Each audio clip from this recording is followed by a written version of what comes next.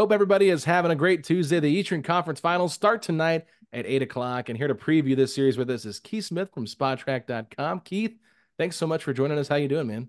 I'm doing well. Thanks so much for having me. Absolutely. And it's kind of an interesting Eastern Conference Finals, I think, if you were to ask anybody, especially at the beginning of the season, that we would see Pacers and Celtics. I think even Pacer fans would be completely shocked in some that they've made it this far. But here we are, Keith. And I'm kind of curious before we get into the Celtics side of things, from what you've seen from the Pacers in the first two rounds where they played Milwaukee and New York, what have you noticed from this team, and how do you think they've really kind of just matured since that first game in Milwaukee to winning Game 7 on the road in New York? Yeah, I think the Bucks series was like a nice warm up for them because they were challenged, but it still felt like, yeah, obviously they won, but it always felt winnable. Yeah, well, it wasn't like they went out there and stole that by any means. I felt like they were the better team. Who knows if Giannis plays, right? It maybe goes the other way, but he didn't. And it's funny. These playoffs have been a lot of what if kind of playoffs, a little bit like they were designed by Marvel or something. But the reality is these guys weren't there and they lost and they're out. So now we're in a spot where I think for the Pacers, what I really saw in the Knicks series was an ability to go win in different ways. It felt like for a lot of the regular season, if they couldn't outscore a team, meaning get it up and down, push pace, win 130 to 125, kind of games like that, they weren't going to win a lot. And now we've seen they've won a couple different ways. They're still primarily going to outscore teams for the most part, but they're able to get out there, grind out a little bit of a win. I think they learned how to play playoff basketball, which is mismatch on a little bit, slow things down when you need to, those kind of things. I think they found some defensive stuff that worked. They're the one team of the four teams that's left that hasn't really cut their regular season rotation down all that much. They've pretty much gone with the same guys, so that's going to be a little bit interesting. But I think they're built to play more guys than the other teams are in a lot of ways, and all of their guys have been pretty solid throughout the course of the playoffs, so they haven't had to cut it down. So all around, it's been a really good run for them.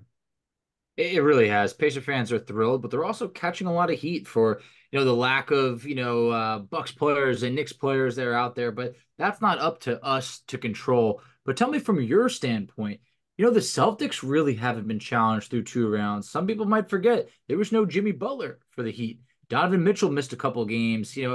Jared Allen was I don't even know if he did This even whole play They didn't series. play at all, no, not exactly. against Celtics. Yeah. Didn't get to play. So do you feel that this is very much Boston's toughest test yet?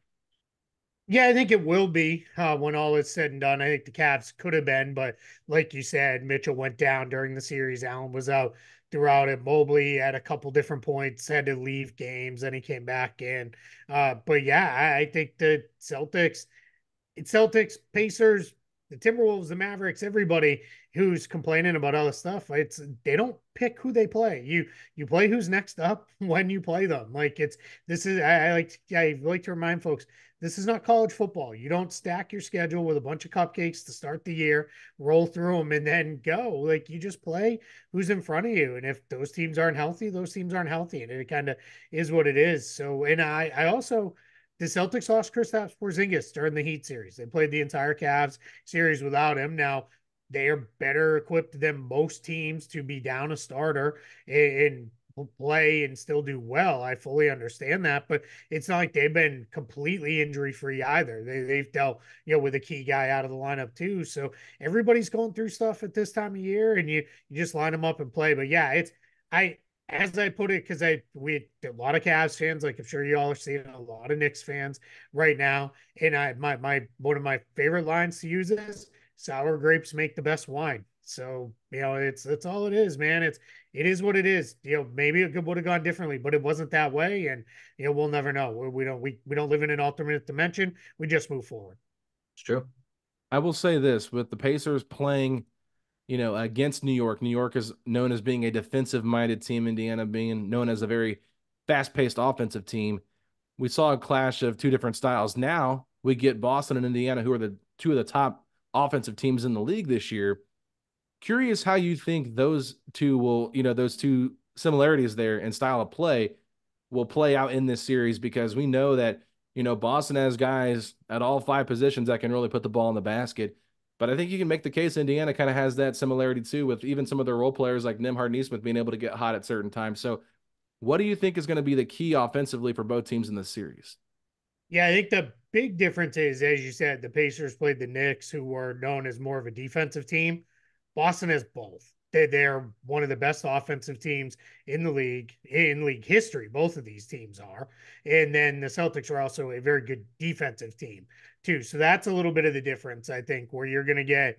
I think this is easily the Pacers' toughest defense that they've faced yet.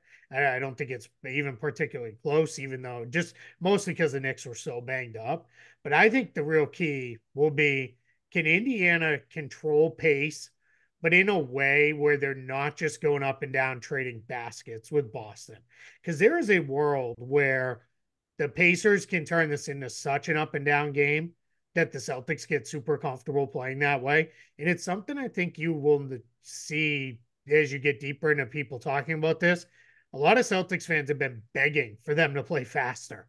They play better when they play faster. So you got to be very careful of, we don't want to just turn this into run up and down, shoot and score all game long, because I think Boston can match everything Indiana can do that way. But it's going to be opportunistic running, getting out, doing those kind of things. I think that's going to be big. And I think another offensive piece is going to be which of the two teams can steal extra possessions, who can get, it's really not an extra possession, but get an offensive rebound to create an extra shot, who can force a couple turnovers to get into some offense that way. I think that's going to be a key, because I do think both teams are going to score points. I think it's just going to come down to who can control the glass a little bit better, and not give up those second chance opportunities, and then who can steal some easy offense and transition off turnovers. Hey, Indiana knows all about the rebounding battle, because the team that won the rebounding battle against in that series against the Knicks was the team that won that game, and it came down to the Pacers having to be able to solidify that in Game 7. So that's something that they're going to have their eyes on. They did not rebound well at times against New York. One thing they have done is they've been able to get players open looks at what feels like an incredible rate right now. Talk to us a little bit about what do you think Boston's defensive game plan could be in this series, specifically on, who might be guarding Tyrese Haliburton. Sure. If we eliminate game 2 of each series, where the Celtics just took a little vacation a little early, and kind of called it, called it in a little bit there. They did a really nice job of staying hugged up to shooters and really making life difficult on both the Heat and the Cavaliers, especially as the series went along, when it became clear the only way those teams were going to win was to outscore Boston, to outshoot them from the 3-point arc. Celtics, it's been a pretty good barometer for them all year. If they get up more attempts and make more shots, they're going to win the game, meaning 3-point shots. That is. So I think what you're going to see is they're probably going to start games. My guess is with Derek White on Tyrese Haliburton. They prefer to put Drew Holiday more often than not on a little bit of the stronger option, meaning the guy who may go down inside there. I would not be surprised if they get really kind of funky with some of their stuff. They may put Drew Holiday on Miles Turner, Yep. and just say, hey, if you want to beat us by trying to post up Miles Turner, which is not your offense, go ahead. Have at it. It feels like every time I see the Pacers do that, it's almost like I can see everybody else saying, he's matched up with a guy who's 6'2". We need to get him the touch on the post. But then it's like they don't really want to go to it because it's just not his game. So it would not be surprised if they did that. Then that puts Al Horford probably on Pascal Siakam. And then that allows Horford to not have to chase Turner around and live out near the 3-point arc. You might even see them get really crazy, put Horford on somebody like Nembhard, where he can kind of float a little bit more. And if you lose because Andrew Nembhard makes 4 or 5 3-pointers, you kind of tip your cap and you move along there. So I think they're going to get really funky. But I think Tyrese Haliburton's going to see everybody by the end of the games in this series. Probably Derek White to start. Drew Holiday will obviously pick him up plenty. I think Tatum and Brown will take their turns on him. One thing Boston really likes to do is kind of let White and Holiday and even Peyton Pritchard, who he's not the level of pest that TJ McConnell is. And I mean that 100% as a compliment. Like, he's a real pain in the butt, right? So but Peyton Pritchard can do some of that same stuff where it's like just hounding a guy 94 feet, making just, I'm here. It's not going to be easy. You're going to have to try to get past me. All the kind of stuff that annoys ball handlers. They like to do, put those three guys on a ball handler early. And then late in games, they kind of say, all right, Jason Tatum with that giant wingspan, as quick as almost any guard in the league. Now you kind of take him here to close it out a little bit. So I think Tyrese Halliburton's gonna see a lot of guys. Big thing for the Celtics is stay attached to the shooters. Halliburton's gonna beat you sometimes. He's that good. He's that good of a player. What you can't have happen is let him. I like to say you can't let him get in the blender where now all of a sudden you're rotating, you're chasing, and it's ping, ping, ping, and it's an open shot. Just stay hugged up to the shooters as best you can. Send help where you need to, and hope for the best on that end. I'm glad you brought up the Drew Holiday on Miles Turner potential matchup there because I actually thought about that today because we saw times in the Knicks series when Josh Hart would be switched on to Turner and they would try to go to him in the post. Anytime he puts the ball down with his back to the basket, they could either steal it or he dribble it out of bounds. It's just not his Yep. game, like you said. Maybe if he can get him sealed off down low, like 2 or 4 feet away from the basket, that's the only way that can really work. But I think Drew Holiday's lower body strength would be able to kind of push Turner out of there a little bit. So that's definitely an interesting wrinkle, and I think it would really take away Indiana's pick and pop that they have there that Halliburton and Turner run so well together. So that's definitely an interesting wrinkle, and I can also see Horford being more of a defensive matchup for Siakam based on who else Boston really has to throw at him with his size. So I'm glad you brought those points up there. But on the flip side of things, we know Boston is going to hunt Tyrese Halliburton on the defensive side of things. So how do you envision Indiana guarding this Boston team? And my gut feeling right now is probably try and hide Tyrese on Drew Holiday if they can. But I'm curious how you think Boston will run their offensive actions. Yeah, let me go back to one thing defensively too. Jaylen Brown, also, if you go back to Siakam's years with the Raptors, he guarded Siakam a lot when they played each other. One of the things that was heavily talked about all the way back in like the bubble series was Siakam loves that spin move. And the Celtics they've seen it probably more than anybody else at this point, just because of all the years of playing the Raptors as division foes when Siakam was there. So I think Jaylen Brown will pick up Siakam quite a bit too. And then with Miles Turner, I thought where Turner had success using his size against smaller defenders, straight post ups, no way, they don't work. But those dives to the rim, get inside on the dive to the rim as the ball's moving. That's where he's really becomes tough. And I thought his finishing against the Knicks was extremely impressive.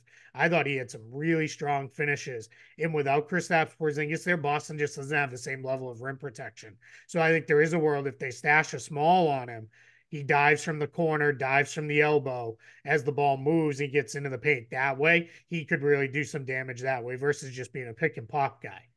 Now, to your question about the offense, I think I think you're right. I think they'll probably start Halliburton on Holiday because Drew Holiday, he is really, even with Porzingis out, most nights he's the fifth option of the starting group. And there's a lot of times where he is just kind of hanging out in the corner. Now, I will say he is a ridiculously good 3-point shooter this year, like insanely good. I don't know what he finished the year at, but I know it was really, really high percentage on corner threes. So I think we're in a spot where if that's the way they're going to play it, that's fine. But Drew Holiday has also become, as the years gone along, an extremely willing screener where he loves to come up and be the screen setter. And that's how they'll hunt Halliburton a little bit. I think the Pacers will probably do a combination of some jump switches, some switchbacks where it's, hey, just stay on whoever's in the corner and just do your best to kind of box that guy out, get a body on him as the shot goes up so they're not bringing him in to the actions. That may be the way you can kind of play that off a little bit there. I think the other thing is if they're going to really lock up Halliburton on Holiday, I think you'll see Boston go to Holiday some where they like to throw it to him about the elbow area and then let him kind of go in almost an improvised post up. And because he's such a good passer, he does a really nice job on those plays. And if it gets to the point where you're having to send help, Holiday can either get the ball moving to find a shooter or he finds somebody on a cut or whatever it is. So that's going to be a tough spot for the Pacers. And that's going to be kind of that's where Rick Carlisle and staff are going to, they're going to earn their money, for lack of a better point, is to how do we scheme around this? Because I think it's just kind of a known issue at this point. You mentioned about Porzingis. Porzingis right now, I believe, is expected to be out at least games 1 and 2. Do you anticipate Porzingis perhaps not playing in this series, or do you think it's, hey, you know what, he's had some time to rest. I imagine if this ends up going to let's say a game 6 or so and Boston needs him, he could be out there. But those calf injuries, they're very tricky. We saw it happen with Giannis. Giannis ended up never returning. What do you anticipate for Porzingis? Yeah, I am not at all saying this to be insulting towards the Pacers, but I think you hold on him unless you really need him. If you're down in a series, if it's tied 2-2 and he can play, bring him back out there. But if you're up 2-0, which they win the first two in Boston, Celtics fans may celebrate like they already won the title because they went in a collective panic after losing game 2 in each of the first 2 rounds. But I think what you'll see is when he's ready, if he's needed, get him out there and play him. I also think there's a world. Let's just say they're up 3-1 in the series and it's a chance to close it out. You may see Porzingis get out there just, hey, he's ready. Let's knock the rust off a little bit here. Let's get him out there for 15, 20 minutes. Get his legs under him a little bit again. Because I think they know if they do go to the finals, they're definitely going to need him there against either Minnesota or Dallas. So I think that becomes all right, let's try to do what we can here to try to get him ready to go. But this is not going to be an OG Anunoby situation. He's not going to be out there limping around, not ready to go. They will not risk that. They're going to hold him out until he's really ready. And I think if he's really ready and also needed. I want to go back to what you said about Drew Holiday's corner three because I looked at the stats while you were talking. 58.8% from the left corner and 62.5% from the right in the regular season. But I will say for the playoffs, it's only 25% from the left and 42.3% in the right. Yeah. So, it's different in the playoffs. Everything tightens up a little bit more, but still just kind of shows you he's still pretty effective from the right side. I mean, 42.3% is pretty impressive. But I think that Derek White, to me, always feels like the X factor for this team. I think people kind of forget how good of a player he is because he is right there. He was on the cusp of being an all-star this year. I know he even got some all-star votes. So since I kind of threw it out there, he's the X factor for Boston. Is there somebody else you see as an X factor for Boston? And then who do you think is that X factor for Indiana as well? Yeah, I'm with you on Derek White. I think it's between him and Al Horford. They need Al Horford to be better than he was for a lot of the games against the Cavs. Just he doesn't have to match what Miles Turner does, but he has to be good. Like he has to give them minutes. I do think this is a series where they can probably get away a little bit more with Luke Cornett because the Pacers just don't have that physical big that's going to go inside and pound you underneath the basket like Cleveland could with Mobley on occasion. More off movement with Mobley than anything else, but I think Cornett will play. Xavier Tillman's out, questionable or not out, but he's questionable to play due to personal reasons. We'll see if he gets in there or not. Old friend O'Shea Brissett could see a few minutes. They wanted to toss him in there, but I really think it's Derek White. One of the things I think is going to be really interesting is Tyrese Halliburton I think he's doing a much better job now. And I just think maybe he's feeling better physically of mixing up his stuff where felt like for a little while there, he had moved away from the kind of sidestep and step back three. It was just, I'm going to take the floater more often in the paint. Now it feels like he's mixing those shots up. But Derek White is maybe the best rear contest guard in the league, meaning he blocks at least once every couple games a shot from behind, whether it's a floater or the guy thinks he hasn't beaten for a sidestep and then White's taking the ball off his hand from kind of behind and off to the side. So I do think he's going to be big in those moments, especially off switches when everything's kind of in scramble mode. And then for the Pacers side, there's a big part of me that wants to pick Aaron Nesmith just because it's former Celtic. We know he's always jazzed up to go against Boston. I think he's probably going to be, in my mind, the primary defender on Jason Tatum. I have a weird theory on who might be their other best guy to guard Tatum that maybe we can get into if you guys want to after. But I think Nesmith's going to have to be huge in this series.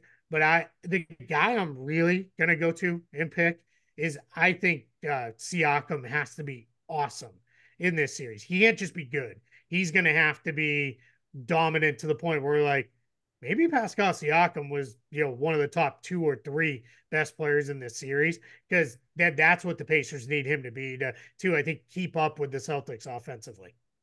Yeah, Siakam was great down the stretch in game 6 and 7. I think that's what the Pacers needed. He also had his moments against the Bucks, games 1 and 2. He was incredible, great in the closeout game 6. So they're definitely gonna need him. But touching on old friends, Aaron Nesmith, I feel like I'm gonna bring this question up what feels like every 6 months. But tell me, Keith, on May 20th, as we are recording this, when Aaron Nesmith is coming off of an 8 for 8 shooting performance and defended Jalen Brunson very well, not just in game 7, but he was Indiana's best defender against him. Who did win that Pacers Celtics trade looking back on it now? What do you Yeah, got? it's a good question. I mean, the Celtics still got a 6 man of the year Yeah, out of they Malcolm did. Brogdon, which was pretty good.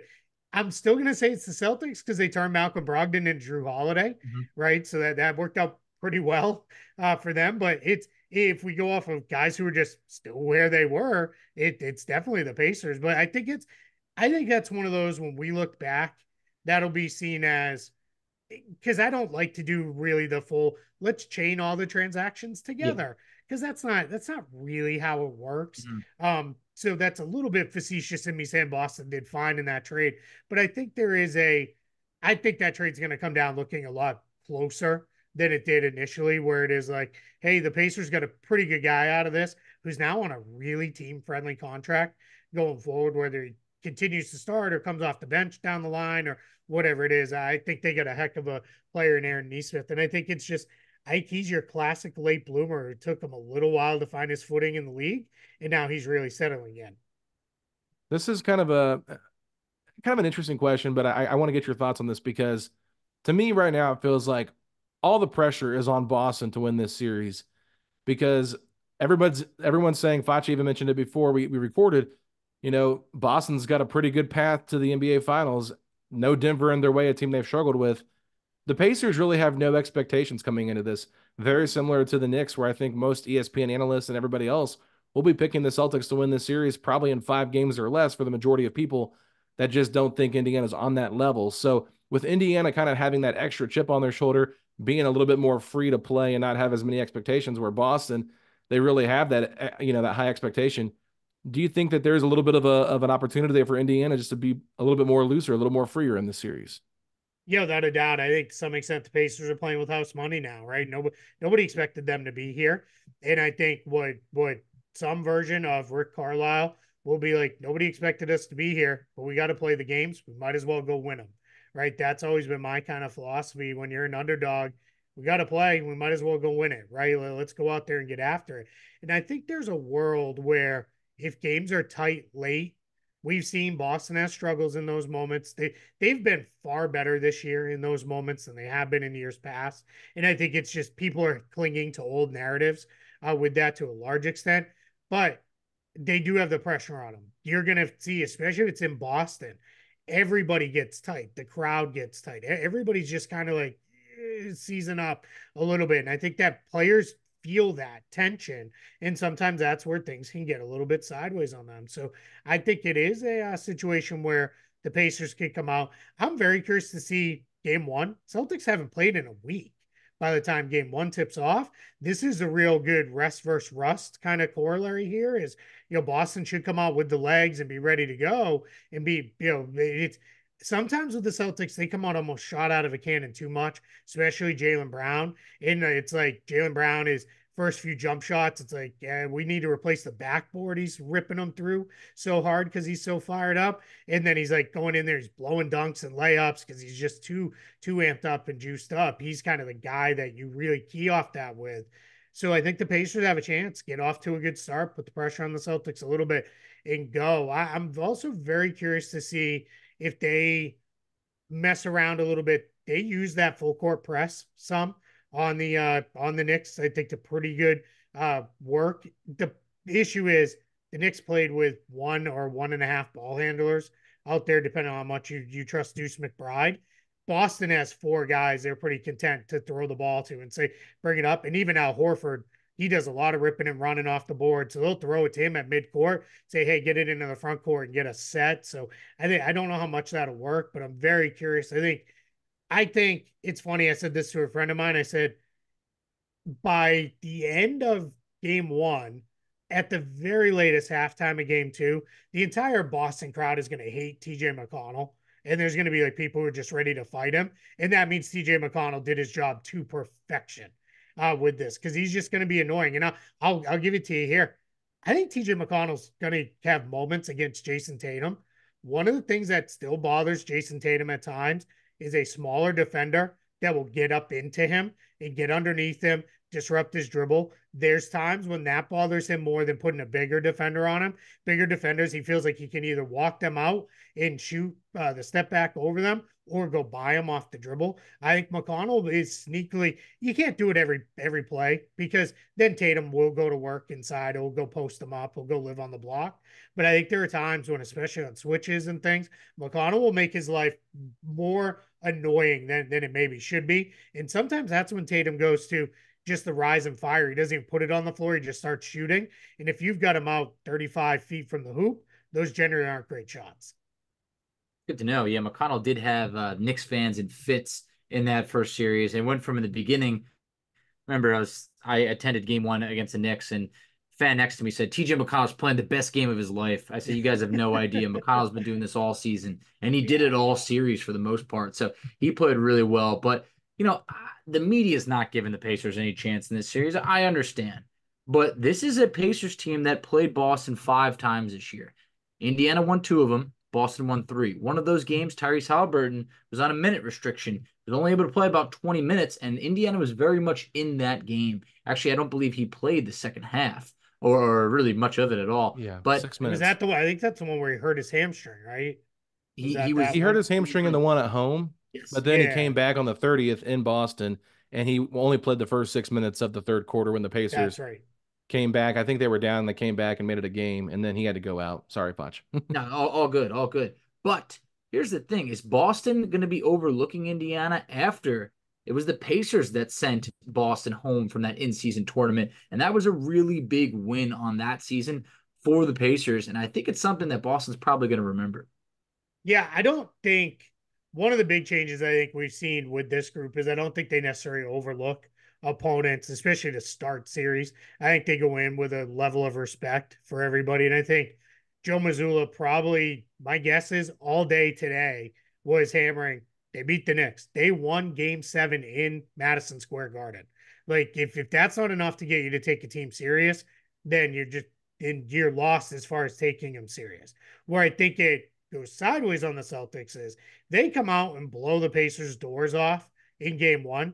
I feel pretty good about the Pacers' chances in game 2, because the Celtics just generally don't do well in that situation. They generally get very comfortable then. They tend to relax. And we know Indiana's the kind of team, if you play a little too relaxed, they're going to drop 130 on you and you're going to lose the game. So it's as weird as it sounds, I think their best chance to win game 2 is if they get killed in game 1.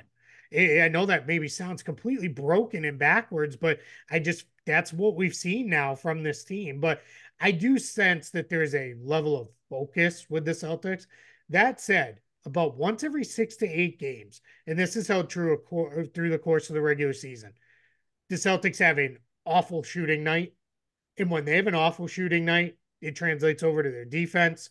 The defense falls off, and the other team usually ends up hitting a bunch of shots, and that's how they get beat. The opponent, hits 15 3-pointers, hits for 50%. They get up a whole bunch of threes, and the Celtics only hit 7, 8 3-pointers. They hit 25%. That's how you lose. I know it sounds kind of scary to say, hey, just try to force them into that. The problem is it only happens about once every 6 to 8 games. So you might get it twice in a series if it happens early and then a little later in a series. It's just not going to happen, I don't think, enough times. And that's been my stance all along with really any opponent is I don't know who is going to get the shooting variance game 4 times in a series to beat Boston, because it's just not how it's gone all year long. Yeah, I mean, Boston's really tough. I mean, and the thing is, they have so many guys that can beat you on so many different, in so many different ways. I mean, even Peyton Pritchard can come into a game and kind of have his TJ McConnell effect on a game for the Celtics. So I think it's going to be an interesting dynamic. I think the Pritchard and McConnell matchup might be one of the most fun things to see probably at the end of the first quarter, beginning of the second. And you might even see him jaw a little bit, you know. I think there's going to be some No, no, fun no, no, there. no. I'm sorry. I have to interrupt you. There's no might. There's no might, CM That's Jaw. what we're here They for. Yeah. will talk. The two of them. Two of them like to talk, and they like to let each other know. That might be one where the other 8 guys are just like, let's take it a little extended break. We'll all stand over here. You two play a 94-foot game of one-on-one full court against each other, and let's see what happens. Like that would be a lot of fun. Yeah, for sure. I mean, I'm excited to see that. I think the Pacers bench has been interesting because Obi Toppin has been much better at home than he's been on the road. Probably, I didn't think he played a great game 7. He was okay in that game. That obviously didn't play a great game 5, but we saw him have some really good moments. And then Isaiah Jackson reinserted himself into the rotation as well. And then Ben Shepherd. I think Ben Shepherd is probably a little bit under the radar. Celtics fans probably might not be familiar with who he is, but I think he's a name to keep an eye on just because he moves so well without the basketball. His shot has really taken off here in the playoffs, and his defensive ability, he is so disciplined. I think that you might see times, and I'm curious if you think this too. You might see Nimhard, Neesmith, and Shepard out there together, and the Pacers might go small with Siakam at the 5 and Halliburton out there at the other point guard position. But I can see something like that trying to match what Boston's bringing, just so they can switch everything besides Tyrese 2 through 4. Yeah, I think you're right. And I think that's a lineup you can go to even if Halliburton's not on the floor, right? If you With got one of the McConnell. other guards in there. Yeah, I think you could definitely get away with doing that because as good as the Celtics are, sometimes it sounds weird to say it this way, but they have so many guys who can attack. Sometimes you're just fine to just switch everything because it's not you're not necessarily going to switch yourself into a much worse matchup than the one you already had. A lot of times it's just easier to play it that way. And sometimes you can slow them up enough where you get them out of rhythm a little bit. Where if they do, I think a lot of their best work, meaning Boston, when the other team is not switching and they're able to then get downhill a little bit more, kind of attack off the dribble, get the defense cycling and help situations. Where if you just straight switch, Tatum and Brown will tend to survey a little bit. They'll hold it up. They'll go into slowdown mode, and that does hurt the flow of the offense some. So I think that's absolutely true. To your point on Ben Shepherd, as much as these teams played 5 times, all 5 games were before the trade deadline. Mm-hmm. So they haven't seen the Pacers with Siakam yet, I believe. Just that one game Just the one game, right? Because that trade would happened a little ahead of the early. deadline. Mhm. So the other thing is Shepard, I know he played earlier in the year, but he really solidified that rotation spot as the year went along. So Mhm. I don't think the Celtics have seen him very much. He's a guy who you could see somebody be like, all right, even though the scouting report told me I'm more worried about Halliburton on this drive. I'm going to collapse in. And we've seen Shepard hit some shots in those spots. I tweeted this during the Knicks series a couple different times. It's really exciting for the Pacers that they got that much out of that draft class. Because I know he hasn't had an impact this year, but I know they're still super excited about Jarris Walker. So you're in a spot where, hey, even though you made the Siakam trade, having the bonus pick this last year and getting so much out of it, that's been really big. Finding at least one rotation player already. I think Walker will eventually get there myself. I think he's a good player. Just his time hasn't come yet. But I think they are in a really good spot with that. And then I'll say this about Isaiah Jackson and Obi Toppin. Boston can get sometimes, they're generally a pretty good defensive rebounding team, but they occasionally can get pretty sloppy at times. And especially that's happened when Porzingis has been out because Al Horford, for everything he's wonderful at, he's just not a great rebounder. And that's where I think you could see Jackson and Toppin steal some extra shots for the Pacers. You'll keep balls alive that probably shouldn't have been. You'll keep possessions going that should have been over. And that's when you'll sometimes see the Celtics defense struggle.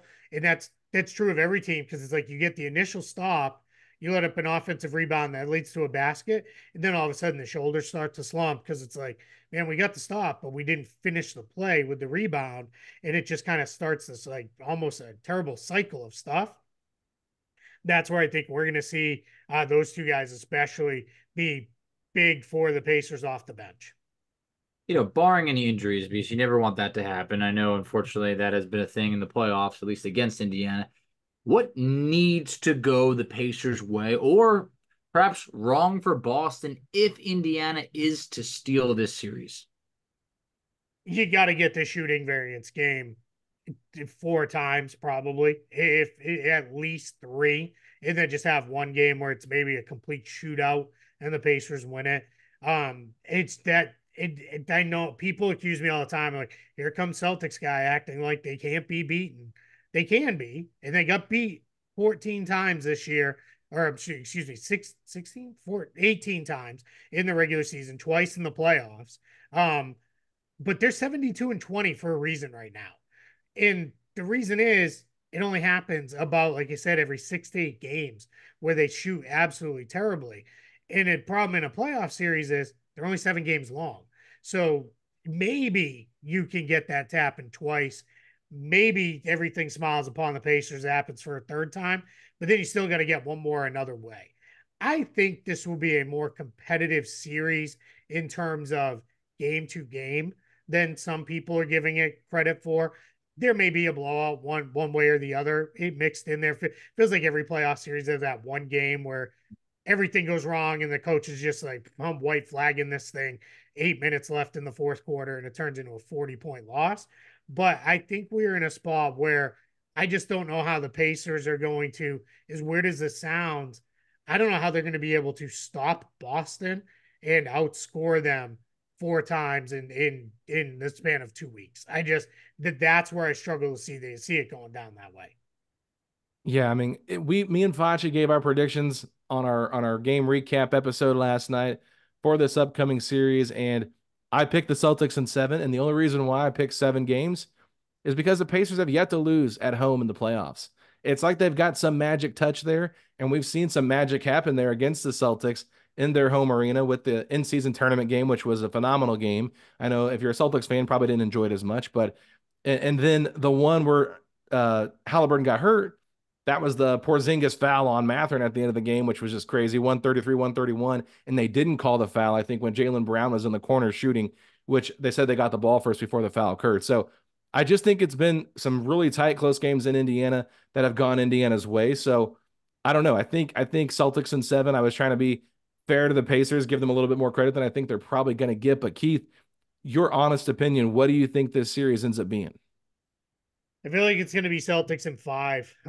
If only because I think what's going to happen is I think the Pacers will get one where they completely outscore them. I think there will be definitely close games in Indiana, especially. And then I do think Porzingis is going to be actually ready to go, and I think they're going to put him in there. And I think that just changes everything. It just makes it that much harder. He's been such a perfect fit for everything Boston needs him to be. He cleans up a lot defensively with his shot blocking, and then he's just a huge offensive weapon. And it's as they start going through the individual matchups, it's hard to find ones that really favor Indiana, and that's where I think the difference will be. But I think they can score enough points. I think that's going to be almost the shocking part for the Celtics is going to be, okay, this team can score. Like this is not the Heat. This is not the Cavaliers where stop an action, contest a shot, and the possession's over. It's going to be stop an action, stop another action. All right, here comes the third one. You're going to have to defend for as long as it takes. And I just worry that, like I said earlier, the Pacers' best style of winning, which is get it moving up and down the floor, that just is even though they won't play that way all the time, that's when the Celtics are at their best. And that part is we always say, right, styles make fights in the playoffs. These two teams are not opposite styles. It just sucks that the Pacers' best way is pulling Boston in a way where they're at their best. And then I do trust that when it comes down to needing to get stops, I think the Celtics can do that. I have far more faith in them doing that than I do the Pacers being able to get stops. First of all, Keith, we do appreciate that one win that you gave us. So, thank you very much. But no, I'm just kidding. Look, Sound like Draymond Green over there. Yeah, Pacer fans, they'll be coming for you if we win too, though. They should be. I picked Yeah, Celtics absolutely. in 6. I didn't feel great about it. Felt a little dirty saying it, but I know that Porzingis should be out at least the first 2 games or so. We'll see what happens in that. But yeah, it's interesting because against the Knicks, we thought, hey, if we have to force the Knicks to play our style of basketball, it's not going to work out well for them. For the first 2 games, it did. But unfortunately, injuries started to pile up, and I think eventually you saw the Knicks really kind of break down the last few games. Indiana won by, upwards of 15 points in game 6 and 7. So I think the Pacers style prevailed. But yeah, Boston is that other great offensive team in the NBA. So this should be a high scoring affair, should be a fun series. I think, like Alex said, the pressure is on Boston to win this. Nobody expected Indiana to be here. So I think hopefully they can play loose. But Keith, we want to thank you very much for coming back on our show. We love having you on Setting the Pace. And please tell everybody where they could find you on social media. Yeah, before I do that, let me say just two quick things, or three actually, because I'm going to smuggle in a third thing here. So the first is, I think anytime if you're feeling really good about your team, if you're going to, I feel like it almost becomes a cop out to pick them to win in 6 if they're the higher seed. If you feel good that they're going to win in 6 on the road, pick them to win in 5, because then you get it done at home. I think if they don't get it done in 5, it'll go 7, because I don't know that the Pacers are losing a game 6 at home. I think they'll push it to a 7th game if it goes there. I don't know that they would lose a game 6 at home. So that's where with that part of it. I think the other part of this too is for the Celtics, and I've been saying this for months now, they don't at least make the NBA Finals. This season was a massive failure for them, especially the way the playoffs have set up and gone for the Celtics. So I am very much in the same camp of all the pressure's on them. Pacers, like we said, nobody expect them to be here. They've got nothing to go. The last thing I'll say, and I'm going to smuggle this one in there, even if the Pacers get swept in 4 and get their doors blown off, this was still an extremely successful season. Nobody should leave this feeling like, oh man, we stink and all that stuff. And I know that's easy to say if your team's moving on, and that's hard to swallow. But what a year for them to they went straight from the step forward season into being a playoff team straight into we're playing for a chance to go to the finals. And that's really cool. Future is super bright there. Cap sheet is very clean. You guys know that's primarily what I love and do. They're set up so well to do so many different things moving forward that I'm really, really excited to see where this Pacers team goes. All that said, if you're looking for cap stuff, roster stuff, you can find all my written work over at spotrac.com. We're deep into the offseason previews right now. Good news, Pacers fans, if you go looking for theirs, you're not going to find it because we go in order of elimination. So they're still going. So we got at least a week or two before we're going to pop the Pacers up there, maybe even longer. Maybe 4 weeks, right? So yeah, could be right. It might be a month before we see the Pacers pop up there. I wouldn't be being completely honest if I didn't say I hope not. Right, I hope I'm writing it in a week or two, but we'll see. And then you can find me doing an NBA front office show with Trevor Lane. We do every day, Monday through Friday. We talk all the latest news and notes. And this is kind of our time where our show is very heavily transaction focused, trade focused, free agency. We got a lot of fun stuff coming there. And lastly, we've launched a Substack project called the Basketball Bulletin. Right now, Bryce Simon is carrying that with draft coverage. So if anybody is interested in draft, I think we're up to like 34, 35 different players he's profiled now. I know we're into the 30s. So if anybody's really interested, you can check that out because he's doing absolute killer work covering the draft for us. And Trevor and I will be popping in with other written thoughts there as well coming up soon. But yeah, those are all the places you can find me. Appreciate it, Keith. Thanks so much for your coverage of the Celtics and for this podcast. I think it was a pretty good conversation, just kind of breaking down what's going to happen potentially in this series. It should be a fun one, whether it goes 4 games, whether it goes 7 games. I think we'll just enjoy good basketball and hope that these games are highly competitive. So thank you so much for coming on, and we'll have to do it again soon. I appreciate it. Thanks so much for having me.